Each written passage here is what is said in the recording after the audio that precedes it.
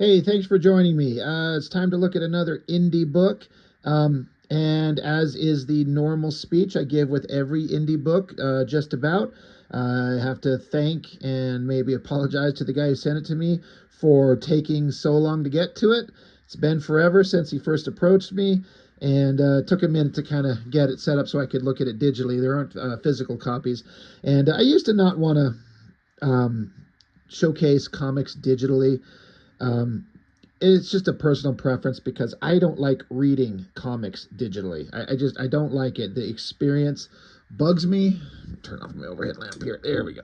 Um, I like holding something physical and tangible in my hands, like a titty.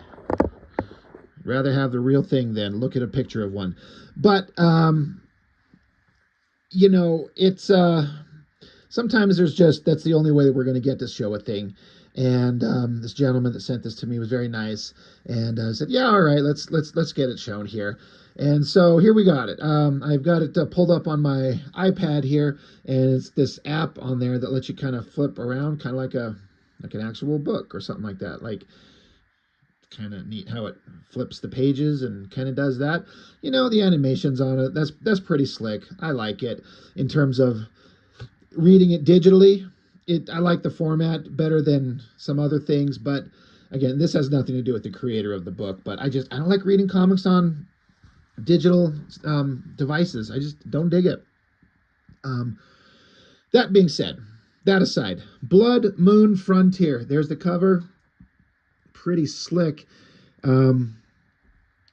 So story and art. I actually had to go back and look up the gentleman's name because when he was messaging me on Instagram, it was just under like the title of his book, and then I had to like go double check, and we'd emailed each other. I'm like, okay, I make sure I had the correct name in my head right.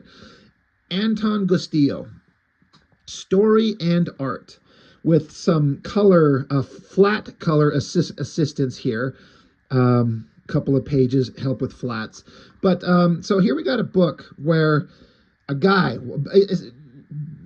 basically speaking, one person doing everything. Again, there's editor assistance, and then there's some flat color assistance, and that's not nothing. But when you think about the context of how much is done, writing, penciling, inking, coloring, lettering, like everything, because it doesn't say lettering anywhere. It's just him. So one dude making a book.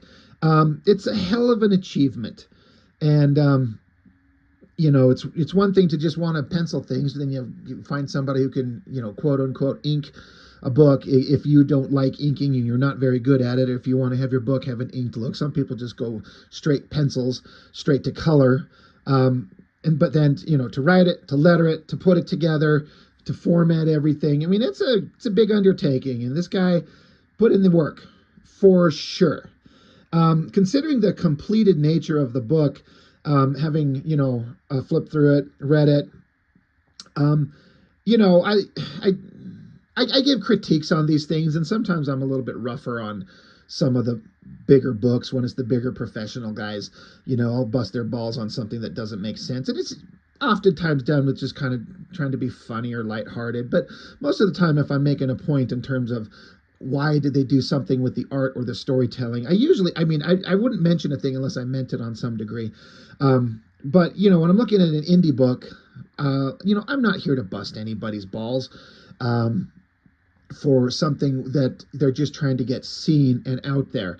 There's no need for me to be harsh on anything when it's a small indie book. It's one thing if it's like a giant creator, who's worked for Marvel and Image and DC and all these guys, and who cares what I say? People are going to buy their work anyway. But for the indie books, we're all trying to help each other and support each other and get our work out there. All that being said, there's almost nothing to critique about this book beyond personal taste, and that is subjective. Objectively, there are things that you can look at a comic and go, this doesn't work and this is why. This book is so professionally put together and so skilled and so advanced in terms of every kind of facet of it. I mean, is it flawless? Is it perfect? No. But is anything? Almost no. But anything I have to critique is so minor, it's almost not worth mentioning. There's one or two things that was more maybe a panel layout thing here or there, maybe a slight storytelling thing here or there. But beyond that, there's some personal preference things that I might mention. But seriously, all in all, this is as good as you could kind of hope to read a comic book to be. It just comes down to, do you like what you see? Do you like the art? Do you like the subject matter?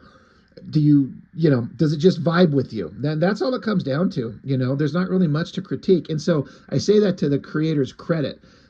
Pretty advanced work.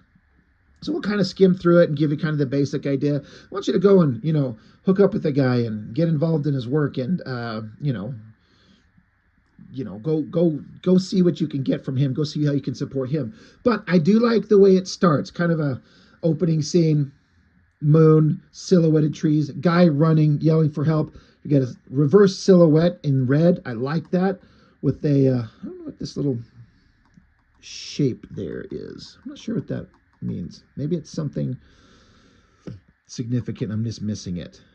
Anyway, being chased, guy running, lots of speed, lots of motion. I gotta say, it's the art in this thing. You'll see as we get into it.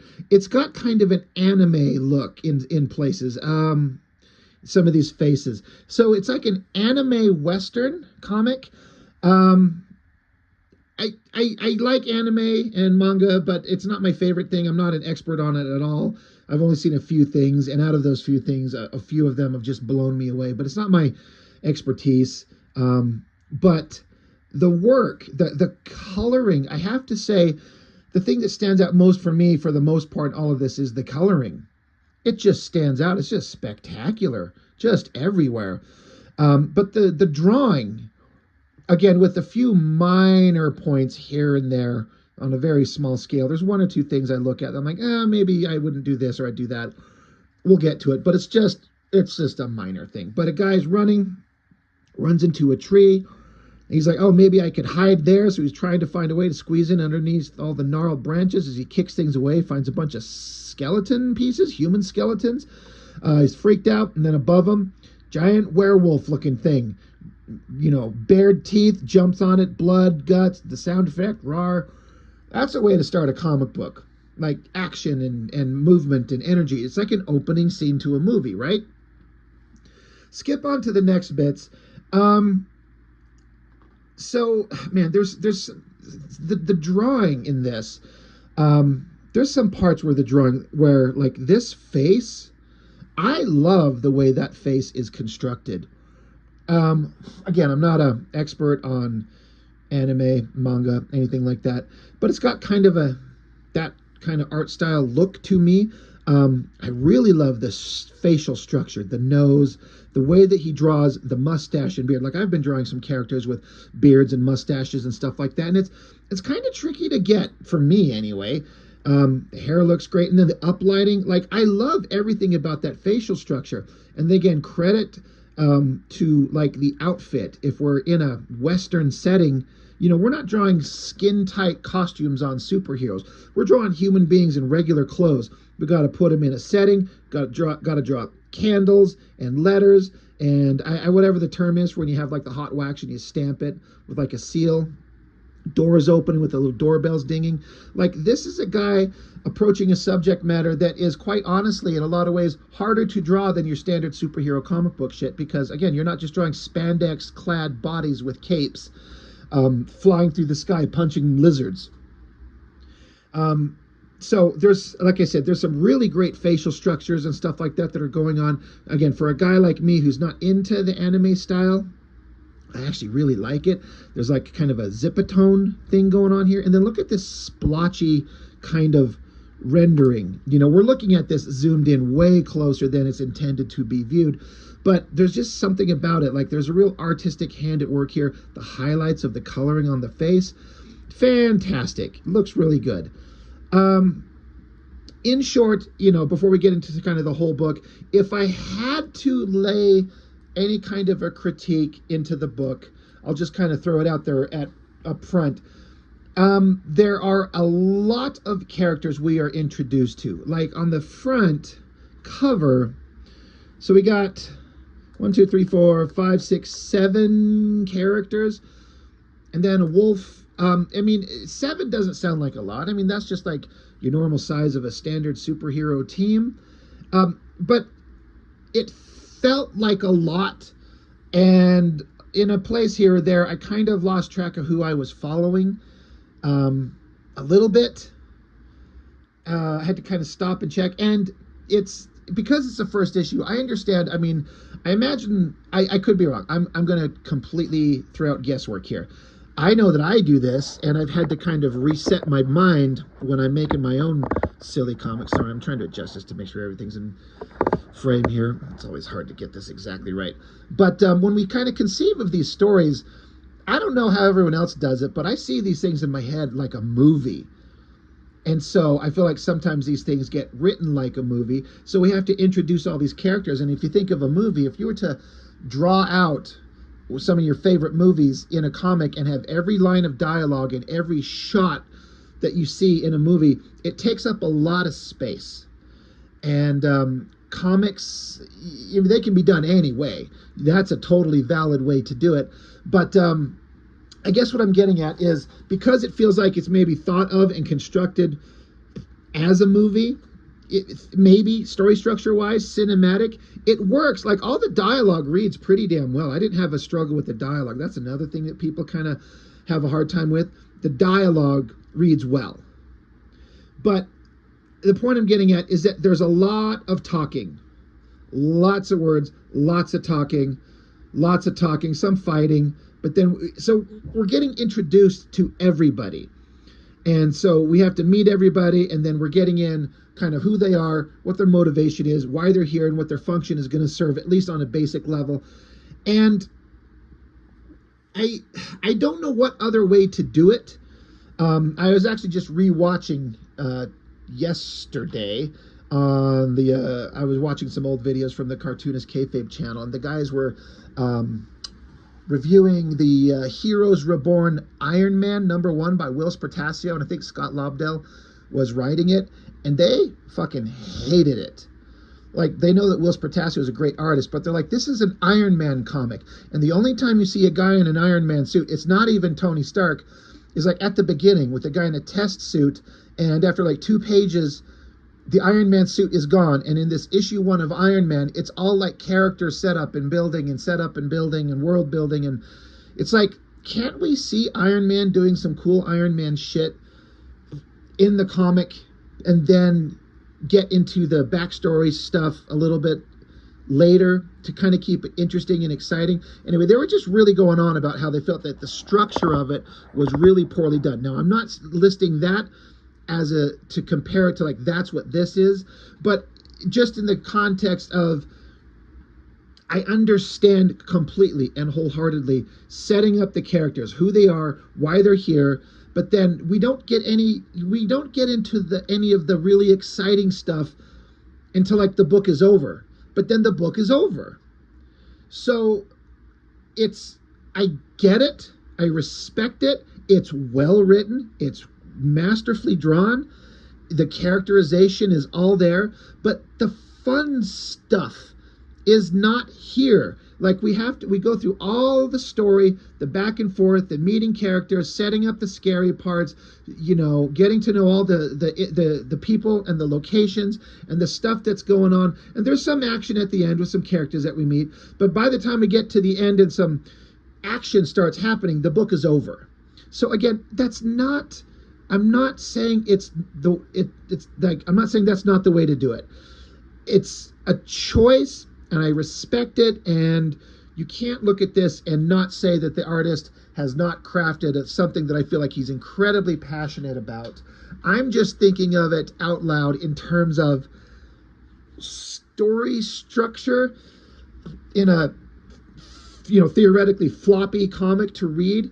What is going to keep my attention coming back? And if it's page upon page of talking, I might not want to come back. no matter how well it's written. And I'm thinking of that also in terms of my own comics when I make my own stuff. It's not easy to do. I remember, I think Jim Lee said in an interview once that issue ones are really hard because you have to introduce everyone and everything and set up everything, but also have some fun and adventure and excitement to keep people interested. Like, issue ones are hard. So credit to the creator for creating something that's really well done. I'm just throwing out theoretical options for anybody to think about in terms of when you put together a book. How much time do we want to spend with characters sitting around talking, getting to know them, and not have some of the fun stuff? Because it's a comic book. Now, if this was a graphic novel, like a single issue with tons of pages, all this would be fine because you're getting it in a single reading experience.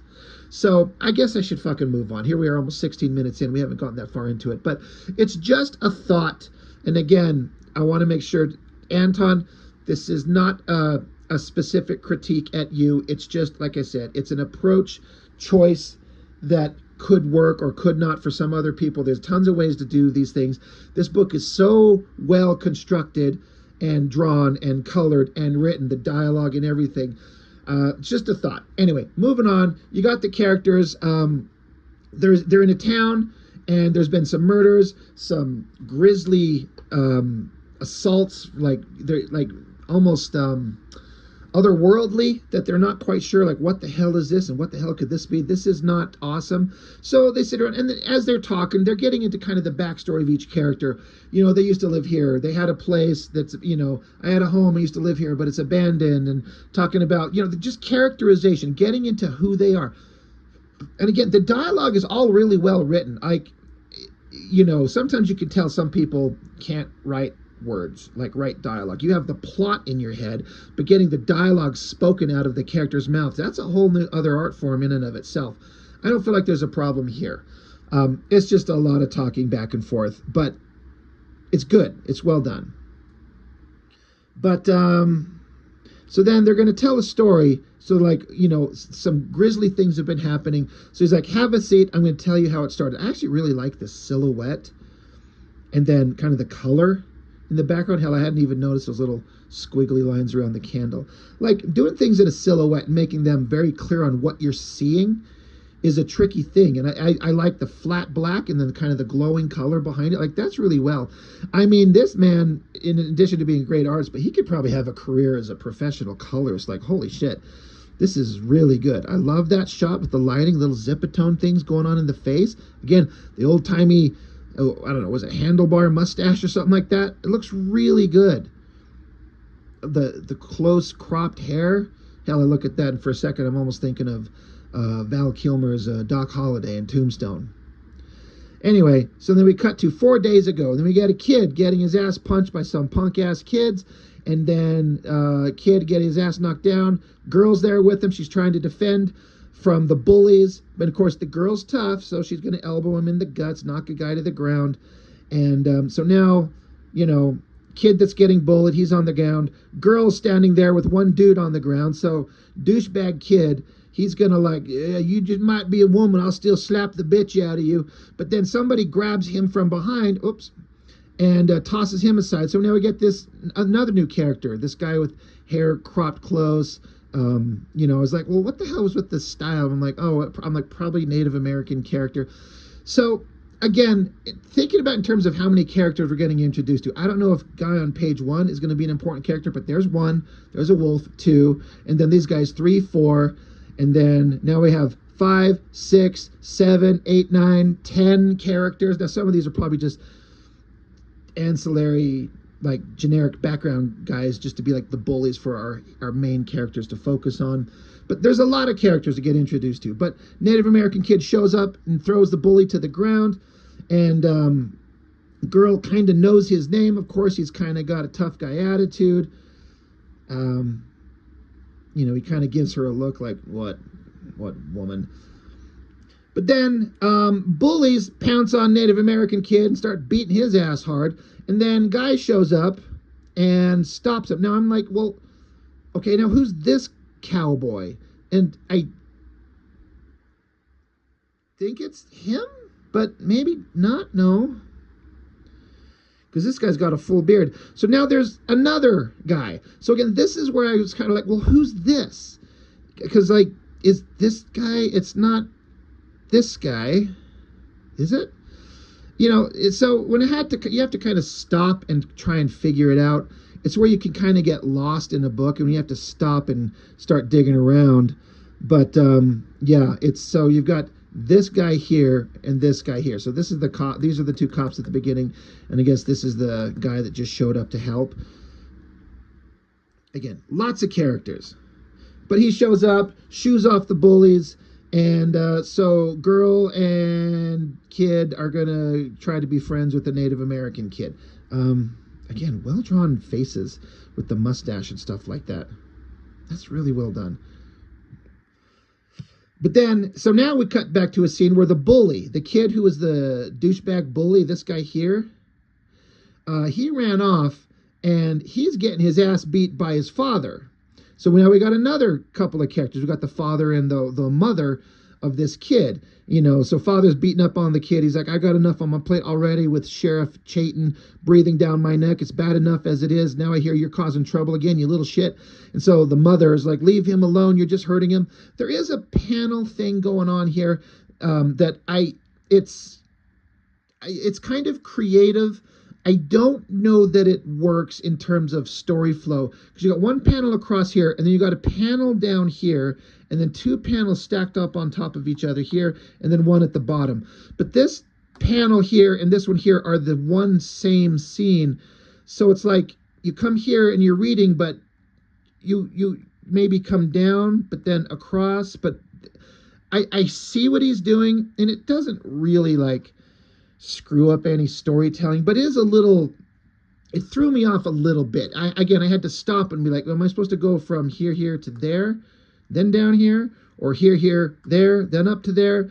When they're kind of connected like this, it's interesting. It's kind of a clever way to join the panels together. I don't know that I was gonna say overcomplicating. That's overselling. It's not overly complicated. It's just a slight little variation on panel design. I tend to recommend to people as a, who the fuck am I? I don't know shit. To avoid doing weird panel design stuff until you're pretty confident you got a really solid handle on it to break the rules, so to speak. Keep it simple. And I don't know that it's kind of fine, but it did throw me off a little bit. Anyway, the father doesn't like his wife talking shit, so he slaps the bitch out of her. So now you see why Bully Kid's kind of a douchebag, because his father is a douchebag. And the father, the wife's like, this is it. You're not going to lay a finger on us ever again. And he's like, oh, yeah, is that how it is? You're going to run to James now? And like, what? And she says, what? And he's like, yeah, I know about you and Jimmy. The whole town knows about it. How dare you accuse me in front of our son? And he says, are you sure he's mine? So there's clearly not an awesome family dynamic. So the guy goes out, leaving his cabin out into the night, walking through the forest. Like, what a fucking joke. I don't need this. I don't need... So I want to look at the art. Well-drawn cabin, well-drawn forest backgrounds. Great colors, like great colors. I love this shot with the trees in the foreground and those kind of faded trees in the distance. It gives a real sense of depth. You got foreground trees and bushes and stuff, and then the midground with these, midground trees and the figure, and then those trees in the distance. Lots of space in that. It really works. And then it looks like, I didn't even really pay attention, like he uses a tree, or, okay, I take that back. So I think maybe, I don't know, the artist could kind of explain in the comments that this was intentional. I thought that this was kind of a single panel, right? And this was just a tree up front. But I'm like, no, it's kind of dividing it, because the lines on the ground don't line up. So it's a divider. But I'm like, oh, is it a tree, like a silhouetted tree separating the panels? And it is a tree. But I'm like, there's also a really straight, rigid line. So it does look like it is a black border like the rest of it, but then he ran a tree right up along the border of it, so it kind of becomes gutter of the panels plus a tree. It kind of, I don't know. I would say we need to commit to it one way or the other. Have it be a solid black line, and don't run your tree art right up to it, because it kind of looks like it's part of a tree. But organic side here, hard, flat, rigid line there. It just kind of throws it off. Now again, who as the general reading person would look at that and fucking care one little bit? You know, it's guys like me and some of us who are out there that make comics that look at things like that. We start picking apart the construction of it. Just a thought, just an opinion, but I would say either make it a complete tree or don't have the tree there. Butting it right up against the border of the panel gutter is a kind of a weird thing. That aside, you know, family in turmoil, father goes out into the night, he's walking along, and then werewolf. I mean, it doesn't say that, but I mean, we're led to believe at least something like that. Monster, he trips, falls, and monster's coming after him, close up where the creature's just right in front of his face, screams into the night. Then this is a little bit of a transition thing that kind of caught me off guard a little bit, because then we just straight go into all three kids are sitting here screaming. And after reading it, I guess Native American kid was sleeping, and so the other two kids who he helped out earlier come in the room, sat down, and just sat and watched, because they said, we saw you lying in this alley, and we walked over to check on you to see if you were dead or something. What were you doing? What were you doing sleeping here anyway? And he's like, I don't remember. So the implication is that this guy was sitting there unconscious, sleeping, something, and they sat down to check on him. And then I guess he wakes up, sees two people in front of him, and it freaks him out. Sorry, I gotta reposition this goddamn camera. I'm trying to get everything in frame. And it's not easy. I'm sorry. I'm a cheap-ass YouTube channel here. Anyway, so he wakes up, sees them, he screams, they scream. So there's a little bit of humor. I think I get the joke. But it doesn't quite read that. It just looks like they're sitting in a room screaming together. You know, that aside, like, what were you doing? Why were you sleeping? He's like, I don't remember.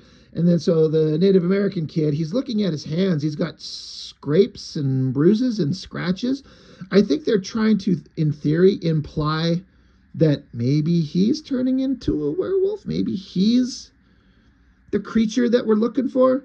Who knows? We'll see. And then this is, okay, here's another thing from a creative, rather storytelling perspective that I might suggest. You see the way that everything is set up. He's following kind of proper, there's kind of like rules about storytelling. Like when you have a scene and you establish characters visually, if you have one character on the left side of the page and he's looking right, you tend to always illustrate him from that same angle. He's here on the left looking to the right, right? Same thing with him on that panel. Same basic angle looking that way. And these two are on this side looking that way. And then here, you know, they're kind of stacked on top of each other, but he's still off to the left and they're off to the right. So that all makes sense. So you've established Native American kid left, other girl and boy on the right. And then when you flip the page, it's a silhouette, but we have completely reversed that entire thing. So now they've switched places. Now, if you're looking at it, like they're up against the corner of a wall. So I was going to say, you can't place the camera that we're filming this movie with on the other side of him and see him from this angle. So I would suggest, from a storytelling point of view, flip that panel and put them back in. Like the silhouette works great. Again, having characters in full silhouette and being able to tell who they are distinctively and separately from each other and still get the storytelling is a big deal. And it's achieved, but I think it's flipped backwards from what it should be based on how it's set up on the previous page. Again, some people might read this and not see that at all and not care and not affect them in the slightest. But it jumped out to me instantly. I like it. The first thing I saw was that. I'm like, oh, they've switched places. The 180 rule, I think they call it. Again, you got the character. Now, he follows the visual storytelling rules I was just talking about on this page as well. Guy's over here on the right. He's there again. He's there again. Like, it all kind of tracks, you know, up until the guy, he gets up and walks away. So that's all fine. But just a little storytelling thing I would suggest considering, for, you know, for him to kind of think out. And for anybody who watches this stuff and makes comics, it's just, you know, do you agree? Do you disagree? Am I being too critical? Anyway, they all make friends. They go off to go look at some stuff. They're, you know, they're like, well, what is that? A gold mine? And the Native American kid's like, yeah, it's abandoned. My mama's people used to live down there. So they're going to go exploring. And they go into this room, into a cave, and there's a hand with blood. So they're like, holy shit. They're like, did you bring us down here to see this? And they're like, holy shit, no. Like, I thought we were going to go see some cool shit, not going to see a dead body. So, you know, much later, so now they've called a sheriff and then a Native American guy. Now I'm like, well, who are these guys? I'm like, so I keep going back to the cover. I'm like, that neither one of those guys are with the main cast of characters. Now again, there could be like, we're in a town full of people, but now we have more characters to be introduced to. Guy, his name is James, which I think they'd mentioned. That's the guy that the douchebag abusive father thought his wife was cheating on with this guy. And Native American guy. His name is... Who is this guy? What's his name? Did I miss it? Anyway, who cares? He's lighting up a smoke. Hell yeah. It took me a second looking at that drawing in the distance, because when I first looked at it, I just looked at it like at regular scale. I hadn't zoomed in on it. But I'm like, what am I looking at? I'm like, okay, all right. It's the guy's upper torso. Like, his head is up here, but maybe it's bashed in or missing at the rock. These are his pectoral muscles, and this is like his rib cage ripped open, his intestines spilled out, and his arms are okay, I got it. It's pretty gruesome. It took me a second to see it. Again, I like the coloring, the lighting coming from the lantern and the smoke lighting up this dark cave, but something horrible going on. Some monster killed this guy, and they're like, it doesn't fit the attack pattern of a bear or a wolf, but something creepy. And again, the kids found it and they reported it. So they're kind of sitting there hanging out while this horrible thing happened. So other town deputy, William Crowley. So that's the guy. Is that the guy from the beginning? Yeah, because he's got a scar on his eye. So here, this guy, this is where they're telling a story. And so this guy is telling the story to the guy who just showed up, and this is the story that they're telling of how they got to this murder mystery. They shake hands, they look at the murdered body, look about what's going on, you know, just kind of going back and forth. Then we cut to a saloon. I gotta say, whenever I looked at this shot, the first thing I thought of, it's been about 2 years or so since I'm kind of late to the game, but I was playing Red Dead Redemption 2, and holy shit did I love that game. I'm not a gamer, but I played the shit out of that game, did the whole story, and just kind of got me kind of interested in Old West stuff again. And so I just see this, and I just think about Arthur Morgan walking in a saloon and ordering a beer and playing some cards and getting a haircut and beating up some people. But now we have another character we're getting introduced to. Again, great setting, great perspective, and everything's kind of filled in. You know, it looks like a real environment. There is this character kind of quietly sitting here. I like the kind of the guys in the, you know, beer. He's drinking a beer. Oh, guy's kind of see-through on his skull there. Some minor thing that no one noticed.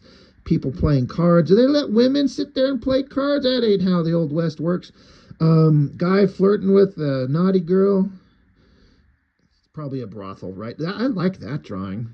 That one's awesome, dude. The girl with her hair and the outfit and the flowing dress. God, man, you can draw. You can really draw. Great shot on the guy's face. All the details there. But anyway, he's there. So a new guy, another character. He's there thinking about, he's scanning the environment for people who might be dangerous. You see this character right there kind of eyeballing things. Girl, big, strong, tough. Because that's the same one that's right there. God, I really like that coloring there. Some really interesting texture going on. Dude, this stuff looks awesome. But again, I like the guy's look. I like the flow of his hair, the beard, the face, the coloring on it. Very cartoony looking, like anime looking. But he's like scanning the place. There's danger everywhere. And then in the door comes a shadowy dude. Enter Draven Ashwood, bounty hunter. He's got like claws for fingers. And everyone in the bar is kind of like, oh shit. And he's got bare feet. And so he sits down next to the guy who we've been, established at the bar here. We're following this dude. Bounty hunter walks in, sits down next to him. He's kind of bloody and beat up. And they had some kind of deal worked out together. Is that Wolverine? Dude, did you throw in Wolverine in the background? If you did, that's awesome. Now I want to, is he in here somewhere? He is. This is Wolverine. Is that an M for mutant? Sorry. I know you could, but who has pointy hair like that besides frickin' Wolverine in the Old West? Sorry, I just noticed that just now. You got to discover that with me. I love it, man. That's a good version. Anyway. What the fuck? Where the fuck was I? These two had some kind of deal going on, and it went bad, and the guy wants double pay, and they're not having it, so now they're going to end up in a fight. So, fighting each other, bounty hunter faces off against cowboy. Cowboy takes a beer bottle and smashes it on his face and knocks him to the ground. So then girl, who is standing in the corner, this chick here with the tough look, she comes along to the guy on the ground. Now there's some kind of thing around his neck, some kind of talisman. And I gotta say, that up angle on that face, that is a hard angle to do. It looks pretty good. That is tricky. But girl, she comes down, she starts pulling, looking at the thing around his neck. Now look at this girl. Girl's big as shit. I'm kind of curious as to what the little line across her nose is supposed to be. But again, we don't need to have everything, spelled out to us. It's part of the mystery. Great face. But Cowboy gets the gun drawn on him. He's like, sorry, darling, I can't let you take that. So she gets the drop on him. She says, and his inner monologue is saying, I know I'm not in the best shape, but why is everyone getting the jump on me? Because dude just got the jump on him there. Then giant girl here smashes him in the guts. He's on the ground. And then it took me a second looking at it because guy on the ground, girl's legs in the background. But then guy's getting up. But I'm like, oh, we've suddenly shot and then reversed shot. We flipped over to the other side. This is the dude who Cowboy knocked to the ground with a glass bottle. He's picking his ass up, and the Cowboy is down there up front, on the ground on the other side of her there. So now he's getting up. So she noticed he's coming. He takes a swipe at her. She ducks under it and busts him in the face. Good shot. Good energy. So, getting some action and fun. So she keeps coming at him, goes swinging, and she throws a big punch at him, and he just catches it. So again, it makes me think, all right, this guy's a little tougher than maybe we think. Throws her into the bar, crushing things. And then bounty hunter guy picks up a gun and goes after the cowboy. And he basically puts a gun to his head. And it looks like he's going to kill him. So I guess these guys aren't best of friends or anything like that. He says, you're not the first person I've ever killed with his own gun. Farewell, Alcott. If it's any consolation, I am going to miss our adventures. And he goes to pull the trigger. But then big, super strong, buff girl comes charging at him, grabs both of them. It's kind of a tough silhouette. This silhouette doesn't work as well as some of the others. A little hard to read, but you kind of get it. Grabs both of them, smashes him into a window, and then we get to the last page. And that's a hell of a shot. I love the highlighting colors going on there. The glimpse of the bright white highlights across the hair and the shoulders and the arms. The text is saying, we crashed through the window down to the street below. I heard the gun go off. I felt the burn of the barrel on my own skin. Have I been shot? And that's a great shot, busting through the glass. Whoever super tough girl is, sending everyone through the glass. And that's where it ends. So it's kind of a big cliffhanger. It's pretty epic. I really like that last shot. So all in all, I have to say, coloring's really working really well. But so is all the drawing. It's so advanced. Like I was saying earlier, it's hard to critique this when it's so well done. This guy has got the ability to draw the likes of which a lot of other indie artists are struggling to achieve. myself included. I mean, I like to draw, but there's a lot of things going on here. I'm like, I wish I had these skills. I wish I could do this. Coloring's fantastic. Dialogue works. Like I said, there were some storytelling things that kind of were a little bit tricky to follow. Tons of characters introduced. That might be the only thing, all the setup, tons of characters to get introduced to. It's a lot to keep straight. So that is volume 1. Doesn't tell me a page count. It feels like a beefy sized kind of regular issue of like a floppy, good page count, good amount of story. It's worth it. Yeah, that's basically it. So there's places to follow them. I'll try to make sure to remember to have the links in the video for all these things for the guys' social medias. But it's a pretty impressive beginning work for real. Again, I had minor critiques and a few storytelling things, but it's like I'm really stretching to find anything. Not that I have to find something. I mean, who the hell am I? I'm not an authority on anything. I'm just a guy who's read comics for 3.5 decades or something like that.